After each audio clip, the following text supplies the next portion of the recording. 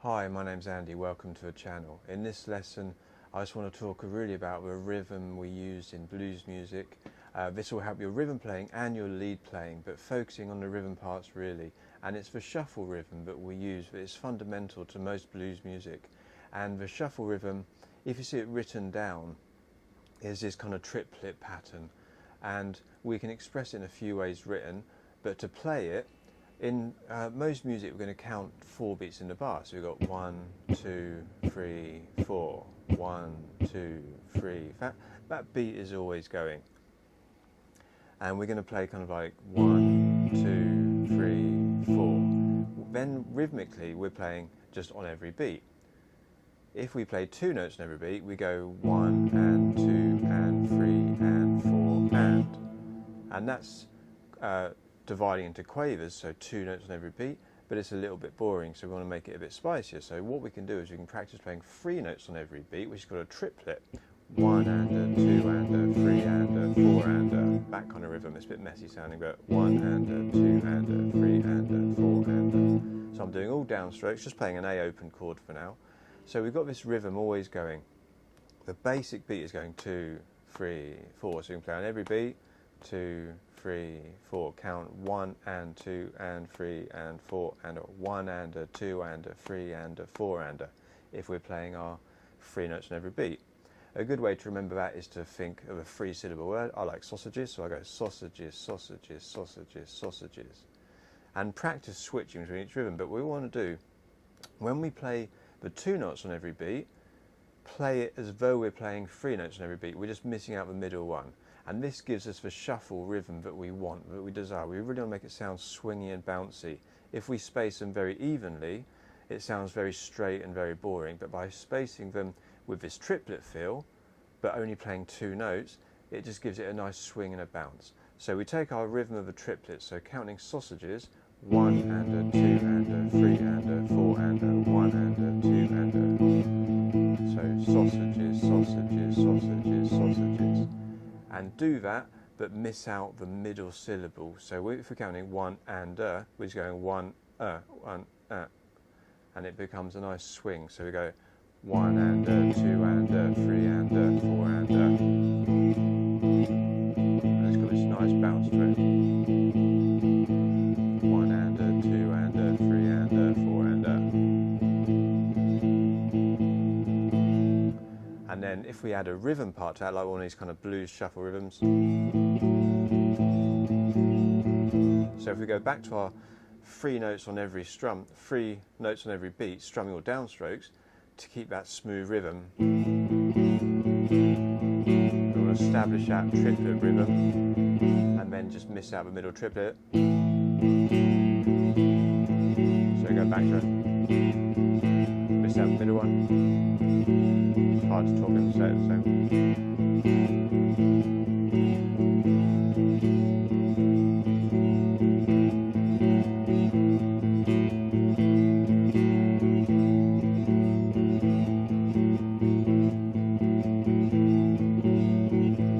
And if we really practice switching between each rhythm, so we can go 1 on each beat, 1, 2, 3, 4, triplets. And then leave the middle one out. And it gives us a much groovier swung rhythm. It's that triplet feel, but only playing 2 notes on every beat, so missing out the middle one. 1 and 2 and 3 and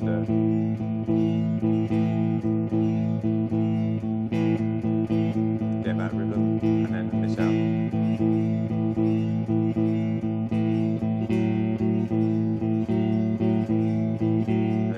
With different rhythm patterns.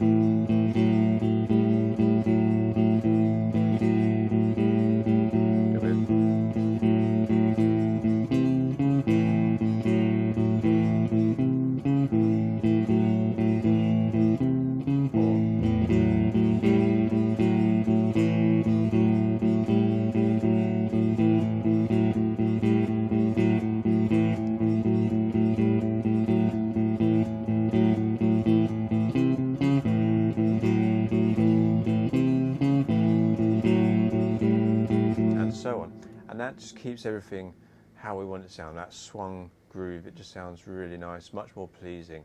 We can do the same thing playing single notes. We take our blues scale, so the blues scale maybe at the 5th fret, the A blues scale.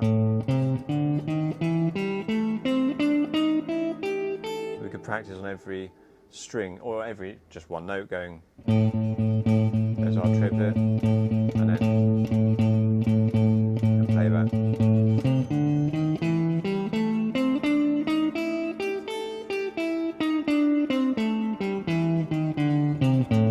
So take our blues scale, do the same practice pattern, establish our rhythm of going 1 and 2 and 3, and which is a triplet, missing out middle 1. And miss out middle 1. And go up the scale.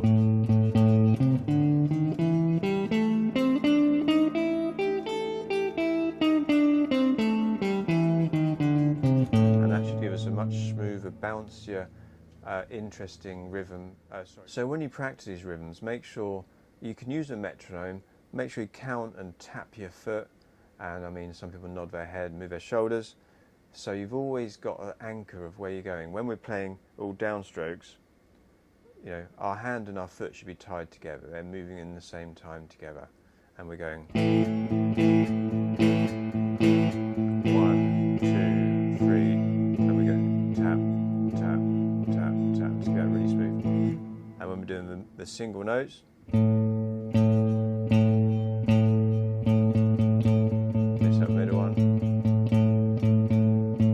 and then do that singles up the scale.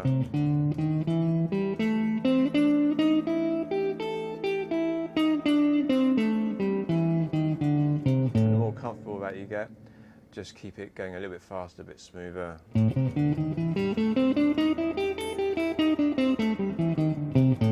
Once you get to a certain point, you need to switch to down-up picking. But for now, just establish that smooth rhythm.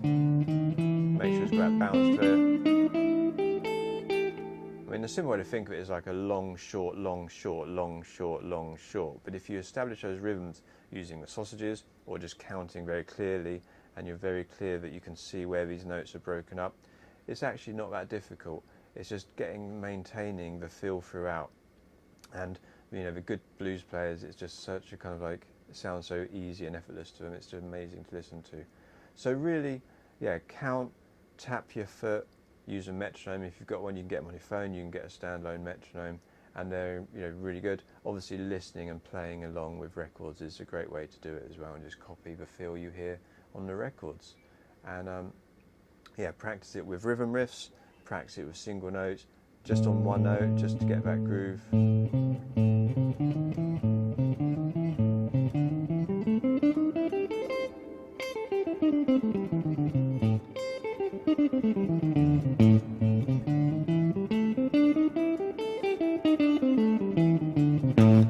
But yeah, having the ability to switch from one rhythm to the other. If you're playing a single note line, go down and just in 2 notes per beat, and switch over.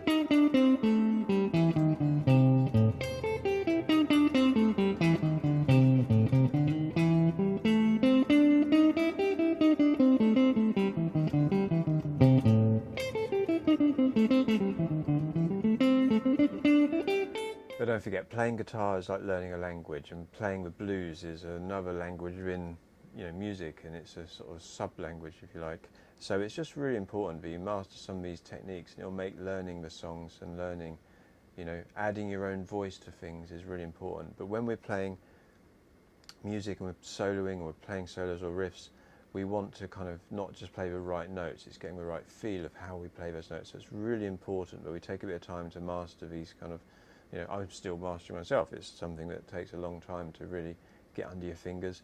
But just, yeah, really spend some time going from rhythm to rhythm. 1 on each beat, 2 on each beat, 3 on each beat. The next thing is going 4 on each beat. 1 eander, 2 eander, 3 eander, 4 eander, and so on. But I hope you've enjoyed the lesson. It's really important stuff to get the hang of, but it's really invaluable as well. So work on it, and I hope you've enjoyed it. Leave me a like, leave me a comment, and I'll see you next time.